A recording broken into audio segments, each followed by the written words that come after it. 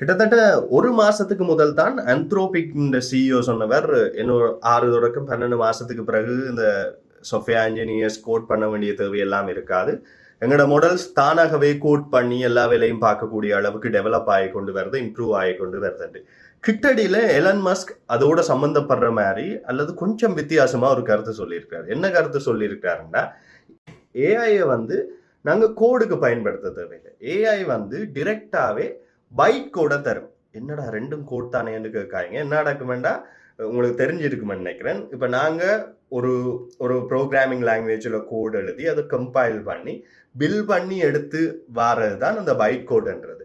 அப்போ அந்த பில் பண்ணி வார பைட் கோடையே ஏஐ டிரெக்டா எழுதி தரையிலும், அதாவது மிஷின் கோட், மிஷின் ஃப்ரெண்ட்லி கோடையே ஏஐயால டிரெக்டா தரையிலும்னா நாங்க ஏன் கோட் பண்ணணும்? அப்ப அவர் சொல்றார், இன்னும் ஏன் முக்கியமா இந்த வருஷ கடைசிக்குள்ள அல்லது 6 தொடக்கம் 12 மாசங்களுக்குள்ள ஏஐயால டிரெக்டாவே பைட் கோடை உருவாக்க முடியும். அப்படி என்றா நாங்க என்னத்துக்காக கோட் எழுதணும் என்ற மாதிரி அவர் கேட்டிருக்காரு. ஏஐ வந்து இனி கோடிங்குக்கு பாவிக்கிறோம்ன்றதெல்லாம் பழைய கதை. நாங்க பைட் கோடையே டிரெக்டா ஏஐ வச்சு தர முடியும் என்ற நம்பிக்கையை அவர் ஒரு பொதுவான இடத்துல சொல்லி இருக்கிறார்.